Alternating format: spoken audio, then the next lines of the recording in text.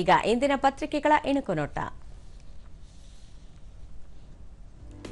ಕೇರಳ ರಾಜಧಾನಿ ಬಿಜೆಪಿ ತೆಕ್ಕೆಗೆ ಚಾರಿತ್ರಿಕ ಜಯ. ಪಾಲಿಕೆಯ 101 ಕ್ಷೇತ್ರದ ಪೈಕಿ 50ರಲ್ಲಿ ಗೆದ್ದ ಬಿಜೆಪಿ ಮೈತ್ರಿಕೂಟ. ಸ್ಥಿರಾಸ್ತಿ ಮೌಲ್ಯ ಶೀಘ್ರ ಜಾಸ್ತಿ. ಮಾರ್ಗಸೂಚಿ ದರ ಶೇಕಡ 15ರಿಂದ 20 ಹೆಚ್ಚಳಕ್ಕೆ ನಡೆದಿದೆ ಸಿದ್ಧತೆ. ಜೆಐಸಿ ಆಧರಿಸಿ ಪ್ರದೇಶಕ್ಕೆ ಅನುಗುಣವಾಗಿ ಪರಿಷ್ಕರಣೆ.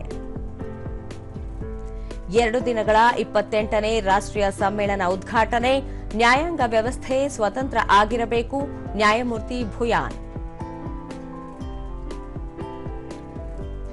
ಬೆಂಗಳೂರು ತುಮಕೂರಿಗೆ ಮೆಟ್ರೋ ಅವಶ್ಯ. ಸೋಮಣ್ಣ.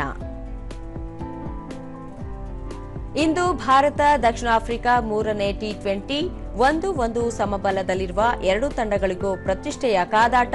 2 ತಂಡಗಳಿಗೂ ಸರಣಿ ಮುನ್ನಡೆ ನಿರೀಕ್ಷೆ.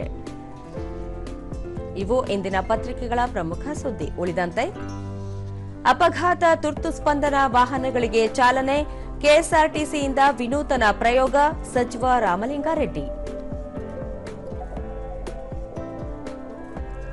ಒಂದು ರಾಜ್ಯ ಹಲವು ಜಗತ್ತು ಧ್ಯೇಯವಾಕ್ಯ ಜೊತೆ ಪ್ರವಾಸೋದ್ಯಮ ಇಲಾಖೆ ನೂತನ ಹೆಜ್ಜೆ. ಕರ್ನಾಟಕದಲ್ಲಿ ದೇಶ ವಿದೇಶಿ ಪ್ರವಾಸಿಗರ ಸಂಖ್ಯೆ ಹೆಚ್ಚಳ.